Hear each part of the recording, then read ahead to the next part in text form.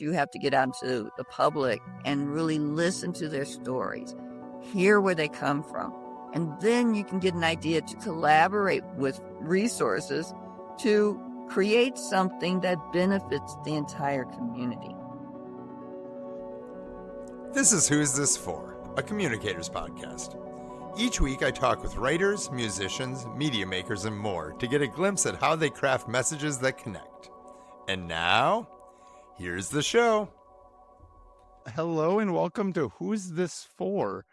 I am so thrilled to be joined by my guest today. It's someone who's been just huge in the news community, in the arts community, and both in their own art and in the public arts world. So for a show called Who's This For about intentional creation, this was someone who I was super, super excited to get on the show from the moment I contacted them. So thank you so much for joining us today, Robyne Robinson. Scott, thank you for asking me to join you. It's my pleasure. Well, for sure. Well, you have been someone who has really been on my radar for a lot of my life, starting with being on the Fox 9 News way back in the day in the 90s. Well, before it was Fox. It really didn't become Fox until the 2000s. Before that, we were an independent station when I joined, which KMSP, Channel 9. And then we became part of the Chris Kraft family and then the UPN family and then Fox. So it's had several incarnations. But even before I came, KMSP actually was an ABC station. And that was when it was down at the Poche. I didn't even know that part. We used to be Harry Reasoner, who was a reporter at KMSP. And Harry Reasoner went on to CBS. You know, one of the things that maybe some of our newer listeners might not know and a chuckle, but for real, there used to be more or less 3 networks for news and entertainment, and then a few other ancillary ones. So in the Twin Cities, there was, the CBS, ABC, and NBC. What did it feel like for you going to a new starting newscast in the Twin Cities back then? I had worked for pretty much NBC my entire career. I mean, Channel 9 was not my first station. I had worked at several different stations prior to that, and I got my start at NBC when I was in college. So I had worked for NBC stations pretty much almost all my career, and leaving Baltimore and coming to NBC, to Channel 9, it was very different. I'm not going to lie. I mean, it was a tiny little station that used to be like nestled over in Edina in one of the shopping mall areas. And I think they've since converted it into a Walgreens, but it was over in the Centennial Lakes area. And it was interesting. We had to put plastic over the machines, over the edited machines at night, because sometimes water would leak in from the ceiling. It was all like big lights too. Like that's the biggest thing I think I noticed between the newer and older TV news stations was just the lights got a lot better. The lighting was always a huge consideration because you have people of color on the set. You have to really use really stronger lights that have a lot more color, richer tones to it, but can wash out your white colleagues. So balancing the lights were always a big deal at Channel 9. But the day the set caught fire, that was some crazy. We had the old Kegel lights that we used, and I was anchoring with Rod Grams at the time. I do believe it was Rod. And we start the show, and you can see peripherally that the lights were changing color. All of a sudden, it started to take on a really strong light blue hint, like the one over my shoulder. But it was the wrong, and you knew while you're reading something was happening, but you couldn't tell what. And then you heard pop. And so while I'm finishing up a story, I glanced down at my scripts and I looked down at the desk, and there's shards of glass on the desk, and they're burning. Because the desk is only made of wood back at that time. It was just made of wood, plywood. Yeah. So it's burning into the desk. And the next thing I know, the floor director is on his hands and knees on the carpet because the carpet's on fire on the set. And so he's down on his hands and knees doing this, batting the fire out. And all we could do is just go, we'll be right back. And just try to be as calm as possible. But the set was on fire. We were like running around trying to put the fire out. Craziness. But My I love live gosh. TV. You can't ask for better. Live TV is fantastic. I bet you the other news stations were waiting to cover that fire. When something like that happens, then you have a million stories. You're able to try to find old footage because at that point, a lot of the stations still had film or VHS tape. You could try to find it, use that, do stories with people who used to anchor there or report there, talk about the old days with the station, find still pictures, then do the police report, try to find out, had they overloaded, or it's all those different things that you can wind up doing a story from. And that's a big difference from when you come from working at your start at NBC. And back in the day, when I started at NBC, it was still the mid to late 80s. And NBC was the pinnacle of broadcasting. It was owned by RCA at the time. And NBC had all these amazing TV shows at the time. So I don't know if most of your audience will even remember, but it was shows like Hill Street Blues and, Oh, yeah. they were like the A1 shows on the networks and all the Emmy winners. So it was fascinating for me coming out of college because my first experience was working for a network that had tons of money. They had an RCA store in the building.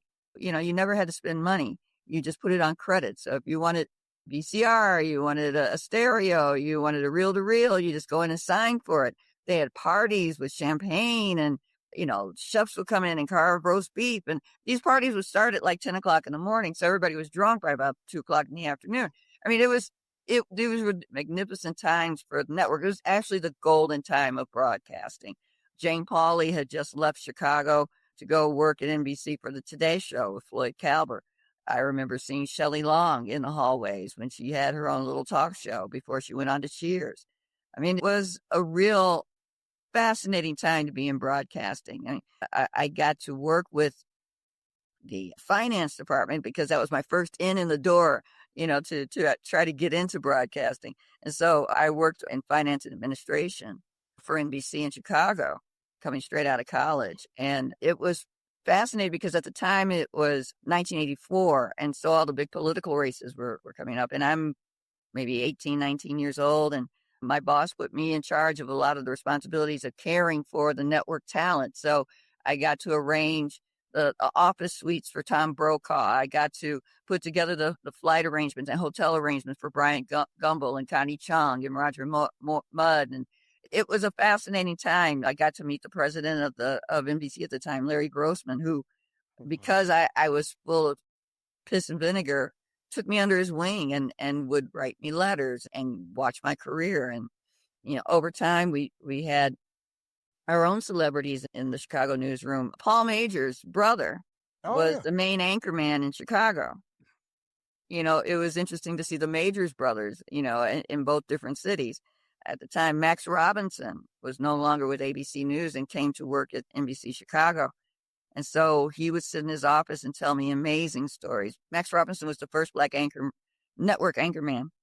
For those who don't know, he was larger than life. He basically was able to get the Hanafi Muslims in D.C. to give up their hostages and talk to him exclusively and Kareem Abdul-Jabbar. And it was fascinating times, really fascinating times. I'm lucky that I got to grow up during that and got to come straight out of college and be involved in it and then start my career.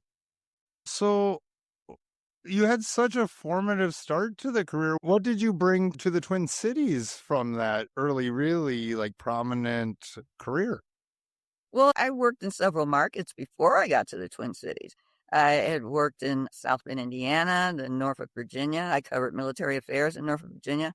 Actually, my story that I did in South Bend got me propelled on my career to Norfolk because at the time there was kind of a fledgling pre-CNN, and my story got picked up about a family that was living in a school bus, and it helped me get to my next market, which was Norfolk, because they saw the story. And from Norfolk, I went to Dallas. I was in Dallas. I was a city government reporter, and then I moved on to Baltimore. And Baltimore, I was a weekend anchor, and then I came to the Twin Cities. So I had a varied career. I had a strong start by working for the network, and coming to the Twin Cities. I think if anything, you want to be able to know your market. That's how your success is going to be made. The guys at NBC would always tell me they can't touch you if the public knows you and loves you. So make sure your numbers are strong. Be in the community. And I came back to the Midwest after being out on the East Coast and being down in the Southwest. And I knew the people of Minnesota, I knew they were like me. I'm a Midwestern girl. And so I kind of sussed the situation, really knew that I could do well, and just kind of set about making a plan in order to succeed. That's fantastic. And you became really, over the years, a central person in the arts community as well. Was the visual arts community something you were always drawn to? Well, I grew up in an arts family, arts and politics and education family. Basically, my mom's younger brothers, one of her younger brothers, he hung out with the guys from Earth, Wind, and Fire. He's a painter. Another brother went off and studied in Spain and studied at the Art Institute. He became event services director for Chicago Public Schools. My father's older brother was really gifted. He studied at Juilliard. He was one of the first blacks to study at Juilliard. And he was the recital pianist for Agnes DeMille and for George Balanchine. He wound up being a dance movement instructor at Smith College. And my sister's a filmmaker. She was an editor on the first House Party. She worked for Wes Craven. She worked for HBO. My cousin out on the Bay Area, he was a rapper with Honor Roll Society who was very popular. So arts was big in our family. So there was always a basis of it. But when I got to Channel 9, it was really very difficult to try to, find a niche for yourself. And I had been doing a lot of just general assignment reporting. I started to find my niche in covering urban affairs because some of the reporters just didn't want to do it. And it was a volatile time in the Twin Cities. So a lot of people did not want to be out on the street. But I did want to be out on the street. And part of it was because I saw that the Twin Cities had an amazingly strong arts community. I'm not sure where it places now, but at the time it was like the third or fourth largest theater market in the country. Penumbra Theater had won so many awards for what it was doing in the community, and one of the only Black repertory theater companies in the country. And it's where August Wilson got a lot of his start in the Twin Cities community. The Lion King was staged in the Twin Cities before it was put on Broadway. You can go hear music almost 365 days of the year. And many of the artists that we remember from the 80s and 90s and 2000s made their home in the Twin Cities. Everybody from, of course, Prince to Lizzo to the guys from Atmosphere, Golden Smog and all those guys. And I mean, it's just amazing, the artists that we have in the Twin Cities that call it home. We've got filmmakers in the Twin Cities that call it home. And it's just an amazing place to be. And so I saw that. And, at the time, doing an Entertainment Tonight format was becoming big. And I kept telling my bosses, I was like, we don't really need that. We've got a community that needs to celebrate itself. It should celebrate itself for what it has. And it took a lot of hard work because they did not want an arts program on Channel 9. They just thought it was ridiculous. And unfortunately, they couldn't read what was happening in their own community. And so I was talking to Mark Wheat, who was over at KFAI, and he was doing an interview with me, and he's just like, you got to let people know they're going to try to pull the plug on this. So he got on radio and he started telling people, if you like this show, you like the buzz, you need to call Channel 9. And we were averaging about 40 calls a day. And then finally, my boss, Stu Schwartz, God bless him, was out to dinner. And Steve Greenberg, the guy who wrote Funky Town, was at the restaurant. And he knew Stu.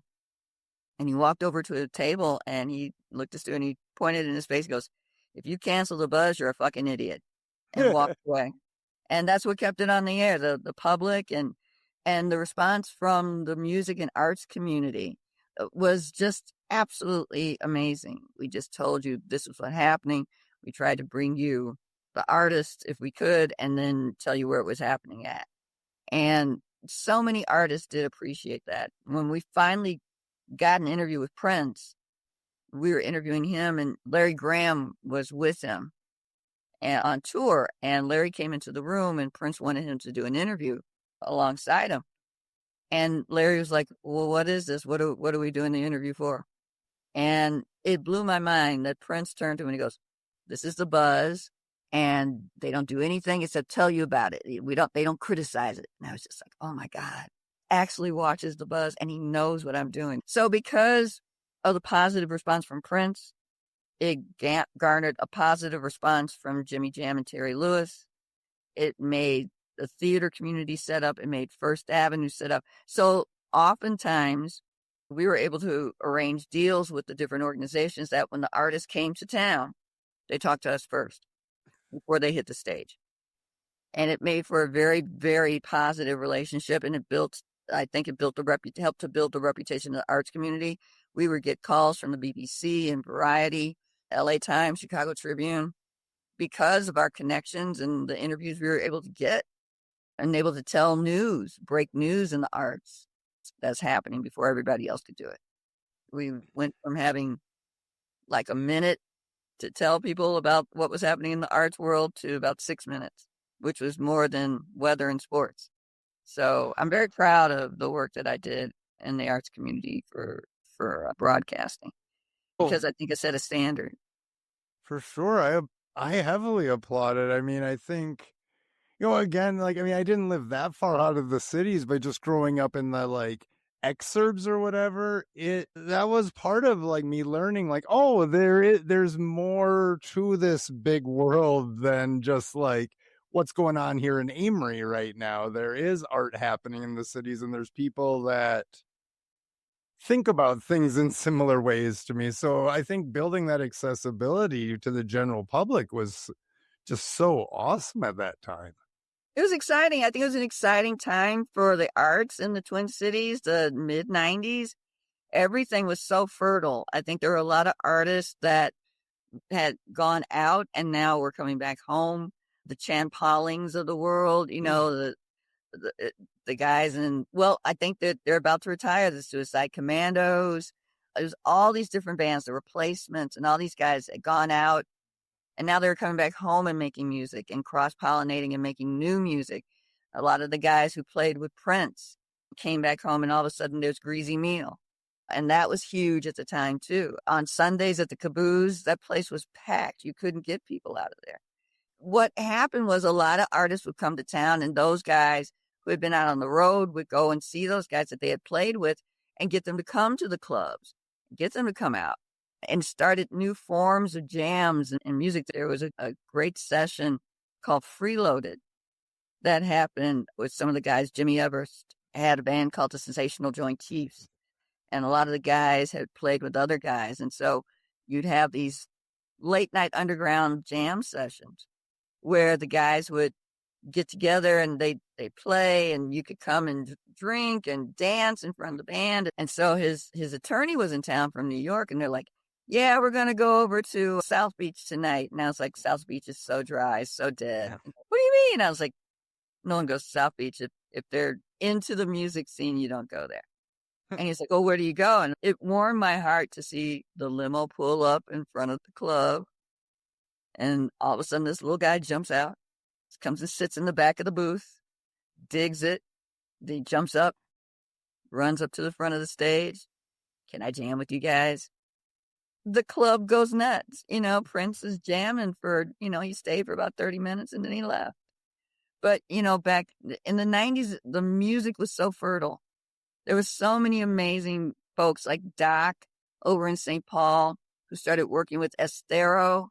If you liked trip hop and acid jazz and all that, Doc was producing for Estero, and all these great local bands, and the music nights were incredible. People were cross-pollinating it with art. So you'd have these great art music things. I had my gallery Flatland. Well, actually, that opened in the 2000s, but a lot of the same principles where you would have fashion and art and music, and all these things were happening in these kind of really cornucopia art atmospheres. It was amazing, just some of the things that were going on. Yeah, it was really fun. You kind of helped me segue into the next thing I was thinking of talking about, and that was owning your own gallery and starting that. Was the impetus for that just sort of similar to the buzz, is just getting new artists out there into the community? Well, it's kind of selfish in a way, but yes. I mean, I wanted to study art as a teenager, and my parents were just like, "No, we have no starving artists in this family." And I think it was just because both of them had siblings that they knew how hard it could be. And so my parents were very firm on that. They were both in education, and they're both like, "No, we don't think so. You need to do something like law or, follow our footsteps, go into education." I could not think of anything worse. If you're a child of a teacher, you know how difficult it can be. I had a teacher and a principal that I had to come home to every day. So, yeah, I didn't ever want to be in education. No way. Did I want to be a lawyer? Well, I tried law and government. I just thought it was so boring. So I kind of made up my own idea as to what I wanted to do. And I told my parents I wanted to be an art historian, and they were just like, no. So their attitude was, once you become successful, you can do whatever you want. So that's what I did. It's like, okay, now that I've done the things I wanted to do at Channel 9, I also feel a great sense of need to give back. You're taking everybody's stories and you're telling it. And I think that's true for many cultures. It's like the camera steals your soul. So you got to Yeah. be able to give something back to people. And so that's really where the gallery kind of came from. I wanted to also explore what other things I needed to know besides TV, because that career doesn't last forever. So I felt like I needed to know business skills and marketing skills and PR skills and, how to consult and all those things. And so that's part of the reasons that all the reasons why I wanted to open Flatland. And then after serving on a few boards, I served on the Walker board and MCAD board and all that. And so I just kind of realized that there was no place for emerging artists to really have exposure in the art gallery scene at the time. Our art gallery scene at the time when I came to the Twin Cities in the 90s was really strong. I mean, you had galleries like Montgomery Glasso, and Circa was really just starting to establish itself. And you had Dolly Fitterman, who was like the reigning doyen of art in the community. And, you had really, really strong people who were at the Walker, like Kathy Hallbright. She went on to New York and worked at MoMA there. But, you had people who had really strong ideas about art that were really leading the institutions, that the galleries were strong, but there was no place for emerging artists. And so I kind of saw that as my entry to open a small gallery. And my principle was I didn't want the Daytons. I wanted the Dayton's grandkids to come to my gallery. These are the ones that are just starting out. I wanted young adults that were just getting their foot into the game of the corporate world, the C-suite world, starting their own entrepreneurial businesses. And they liked art. And you knew that the Twin Cities, people expected art in their life. Parents gave their kids an art book or told them to write a short story or go out in the garage with that noisy music and play with your friends. I don't want to hear it in the house. So now you have the start of new garage bands that may go on to win Grammys. So I saw it as an opportunity to get in at the ground level, to incubate, to really turn the artwork out from students that were coming from MCAD and the U, and then sell to the next generation of what we knew were going to be the leaders of the community. That's amazing. And that was at a time where there, I mean, There was some, but there wasn't like the art crawls like they have in the Twin Cities now. There wasn't really. No, it's not. No, no, not true. In 1990, when I came to the Twin Cities, it was an absolute amazing experience because the art crawls, they took on a life of their own. So the Wyman building had incredible art. The Sam and Sylvia Kaplan had their place across the street. So the New French had the artists after the art shows that would come and congregate there. And many of their, the studios were either in the building that Sylvia and Sam owned, or they're in the Wyman building, or across the street in the building that held Nate's Clothiers. And Nate's was a men's haberdashery that was on the first floor. So on Friday nights, it was nothing to see streams of people just hold up traffic, leaving one gallery building with champagne bottles in their hand and glasses, running across the street to another building to catch a show there, and then crossing the street to get back to the New French, because after that was over, you had to go see the art stars like Gus Gustafson and Doug Padilla and all the beautiful names of the artists who were going to be there. So, like I said, at that point, Circa became top dog in terms of alternative galleries. And then there was my rival, which I shouldn't even call them rival, but Suvac and Susie Greenberg started. And that was the hip and coming gallery. And then Tom Hazelmeyer opened up Oxop. So it was all of us little underground kind of cool galleries that were in this little pod together. And then you had the performing arts groups like Ricochet Kitchen that were doing things and pop-ups in different places. They were little underground art carnivals, again, music, dance, film, all these things. But I think a lot of it died off. I can recall it was my birthday and we were having a huge party and all arts folks were there, and I'm working off the hangover from the night before, and I turn on the TV and they're saying a plane flew into a building. And so then 9/11 happened, and I kind of watched it for the toll on humanity that it took. But I also went to a friend and I said, I can kind of see what's going to happen. With something like this, the world changes, people pull inward. They're not as willing to be as frivolous. This is a time of real solemnity and soberness. And the first thing they're not going to do is buy art. So what should I do? And he was like, if you can wrap it up, close the business. Just close it. You can do an art gallery any other time, but now is not going to be the time to try to sell art. And he was right, because I could see the sales starting to drop. And so it was a time to kind of wrap Flatland and kind of move on to other things. But it was a wonderful time for art.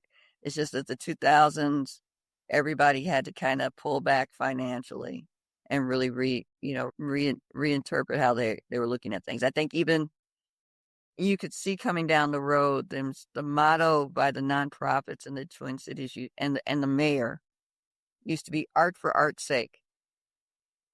Yeah. We just spent money for art. Target just laid it out. All the different corporations laid out money for arts. And it just dried up. It's a struggle always for artists, but everybody in the Twin Cities always knew that there was always going to be an abundance because you had the leading families that supported the arts, the Daytons, and the Cargills and all them, the Macmillans, and they heavily supported the arts. But the times changed and it really became very difficult to keep art going. So, I kind of changed up, but that time period, the early 90s, was a really very fertile time in the Twin Cities. I hope somebody writes a book about it. I do want to talk about a bit of the public art installations, especially like making stuff for the airport. And I heard you use a term called public equity in public art. And I want to hear more about what that is. I call it emotional equity because I think it's a really important part of public art. Public art is really everything around us. And I think it's important for people to expand their idea of what it is. It's not just a statue. It's not just a mural. Public art can be things that are integrated in such a way that it serves a purpose for the community as well as beautify, and it can communicate. It's one of the great communicators for people. But I think oftentimes when you say public art, people flounder. And that's why it's important to try to get into the community and talk to people and understand what it is that resonates in their lives. And that's where emotional equity comes from. Emotional equity is when you go down the street, Scott, and you go, that's my playground I used to hang out at. That's my school. I hung out on the steps and smoked cigarettes there. Or that's my church. That's my grocery store. When you own something, when you have a feeling of ownership, you have a lot more pride in it, and you have a lot more vested emotional interest in seeing that neighborhood, that church, that school stay alive, keep your memories alive, shared experiences with people. That's what emotional equity is. And that's what you have to get out into the public and really listen to their stories, hear where they come from. And then you can get an idea to collaborate with a business or a nonprofit or an individual with resources to create something that benefits the entire community. My theory is the reason that you see graffiti on buildings is because oftentimes people can't see themselves in that building or institution. It's walled off part of the community. So if people can't see themselves in it, they're going to make themselves known. We are here. And people are going to express that in some way. So wouldn't you rather have the whole community involved and expressing who you are and creating identity and creating a safe space for everybody and telling your history, or a space that allows for more creative ideas? That's what emotional equity lends to the conversation of public art. I love that. Do you think that for artists creating with the intention of emotional equity, do you think it changes the game for them? Most of them have a vested interest in what it is that they're doing, whether it's a community they grew up in, or women's issues, or LGBTQIA issues. It's something that's near and dear to them. I think that's a good question, because it's an interesting time right now with all the controversy about Cesar Chavez, and right down here in New Mexico, excuse me, people are looking for answers on what to do. This is a cultural icon who has now been revealed to allegedly sexually harass many women. And there's murals everywhere. The streets are named after him here, everywhere. Schools, community centers. So now the cities are trying to decide, do we take the artwork down? Do we take the murals down? Do the artists feel strongly about the mural itself? Do we take this mural and reinterpret it? I mean, it's an interesting time in public art. It has been for the last 6, 7 years. Right after George Floyd, many places were looking at DEI questions of deacquisitioning art, because many of the statues that were put in communities were not done by the communities themselves. They were done by outsiders. And in the Black community, many of the cases, the statues that were put up as almost as a unspoken threat as to the oppressiveness of the lives that we lived under. I think reinterpreting art in a community is really important, so that people can see who they are, and understanding that emotional equity is a big part of that. And then you can move on to the other things that are much more interesting to me, that is like, okay, so who is the perfect artist for this? Right. That is exciting to me. I got all the details of what everybody wants, what everybody envisions. Who captures that? And then that's another cell. So it's almost like being a Broadway producer. You got to get the money together, and you got to get the star together, and you got to tell a story that everybody wants to see and buy tickets to. So yeah, I mean it's a lot of hard work, and they are projects that don't happen like that. They take 6 months, a year, 2 years to make Yeah. happen. And so, you become very vested in it, and you become very tight with the people that you're working with. And, I just had such a wonderful relationship with the architects at the airport, MSP, and their partners, Alliance Architects. They taught me so much, and I am forever grateful. I'm a big fangirl of architects and architecture, and working with people who are geniuses like architects who can see, much like sculptors, they can see what's inside of a Oh, yeah. box. They're like mathematicians. They have to know how to make that concrete and steel and mortar undulate and curve. And it's just brilliant. And I'm no way smart enough to know how to do any of that stuff, but I admire it a lot, and I want to be around it. Just let it rub off on me. Oh, yeah. As you were talking about that, I was thinking about actually the Walker, which you had mentioned earlier, and Frank Gehry's amazing work in that building. Oh my Yeah, God. architecture is amazing. And Architecture is an amazing thing. And, yeah, I just admire people who can see shape in something that is not there. How do you see that? It's a gift. I think sculpture is an amazing thing. And I consider a lot of today's architecture is beautiful, beautiful sculpture. It could have been because, I went to a school in Chicago out in Beverly in the south suburbs that honestly, when I show people pictures of it, it was a Richardson Romanesque, or I think almost like a Victorian Gothic buildings that was the campus. And I show friends, and they're just like, "Oh, you went to Hogwarts?" And I was like, "Yeah, I did. I went to Hogwarts. Definitely. The architecture is just amazing." And I think sometimes being influenced by what you grew up around. My mom, after her divorce, she started dating an architect. That was a huge influence on me too.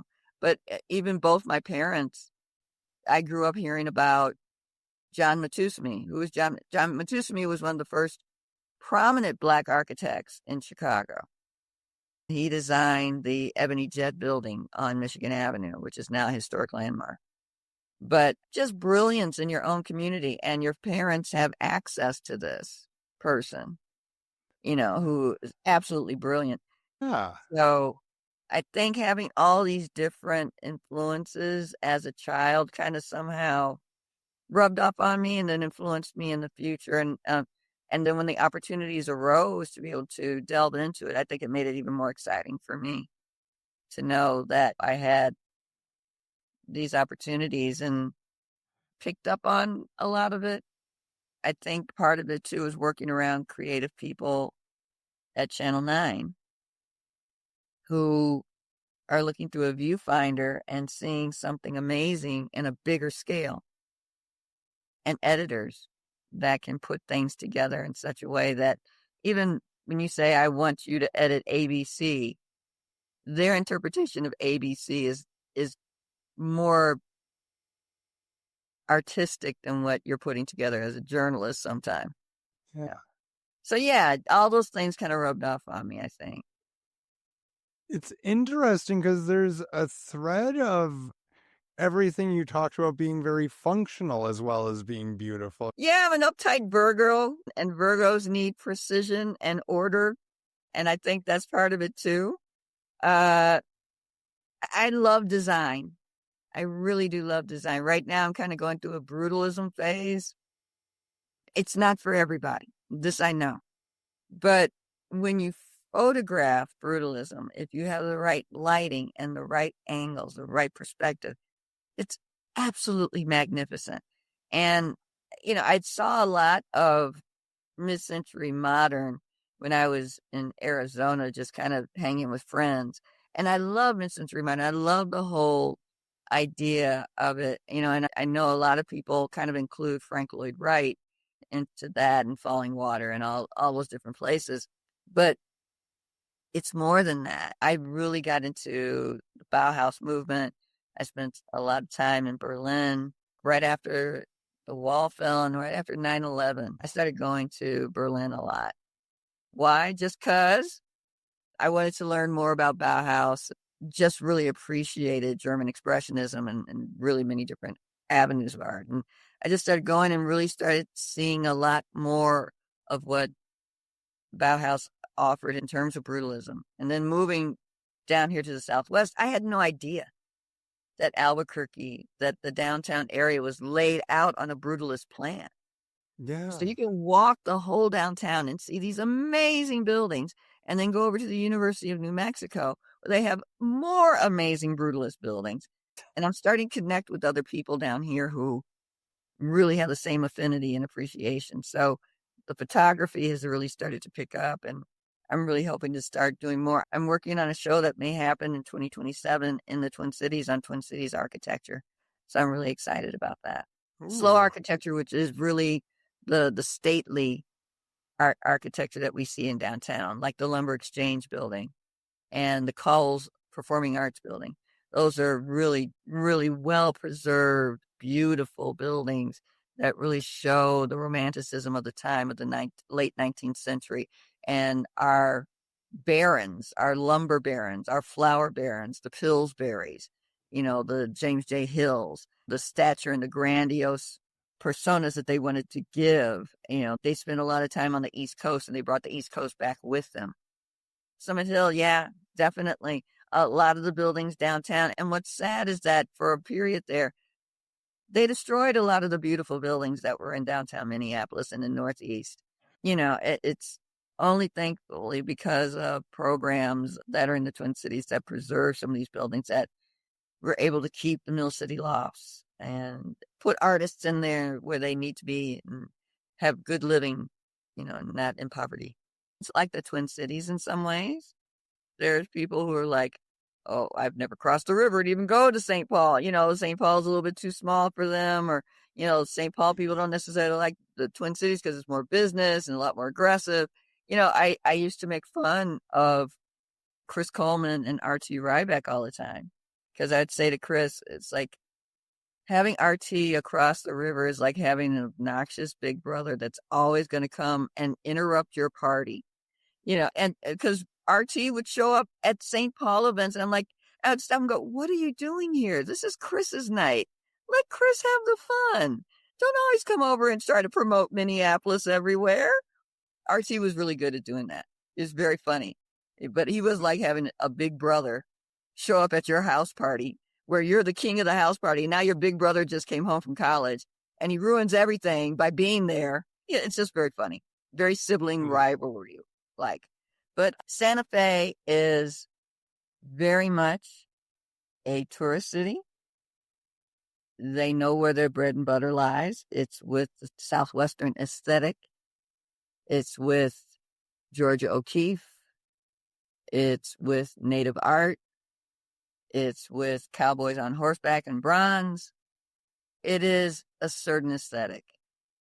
It's the Arl Gorman, Alan Hauser art that most people are coming to look for. The O'Keeffe lilies is what they're coming to look for. Albuquerque is a lot more creative, a lot more independent in terms of what is being offered. It's not an aesthetic, a specific aesthetic, because in some ways it's no longer a tourist town because of Route 66. I think that with the centennial anniversary coming up, a lot of people are looking at the Mother Road and what it brought to Albuquerque. A lot of people came from California to Albuquerque. So you have the Tamarind Institute, where many of the great printmakers from California came to do printmaking here, and then they established it here. A lot of the amazing neon artists who still, there's one or two neon places that are still in existence and are really working overtime right now to enhance all the motels on Route 66 and create new signs. Digital art is very big in Albuquerque. You've got a lot of women artists that have a great deal of opportunity to be seen in the art market here. So you have women like Nikisha Breeze, who is one of my favorites. Nikisha was tapped a couple of years ago to do the 108 Faces down at what they call the Slave Memorial Museum in Alabama.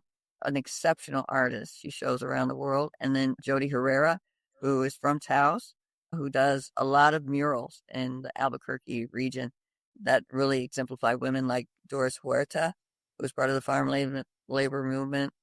Just amazing dance here. Dance is huge here. The National Institute of Dance, as well as the National Institute of Flamenco, which is prominent throughout the state. Flamenco is huge down here. And of course, art is why I came, but Albuquerque was an amazing surprise for me to really see the diversity of the artwork that is there. And it was just named number 3 in the USA for murals by USA Today. The mural scene here is ridiculous. The artists are just so amazing. So amazing. Like Noah Barnett, Jesse Littlebird, Jody Herrera, Paz, who's a legend here. And then you've got New Mexico Film and TV, Albuquerque Film and TV. You can come out of City Hall any day and they're filming something in downtown, whether it's an HBO movie or Apple TV or a major Hollywood production.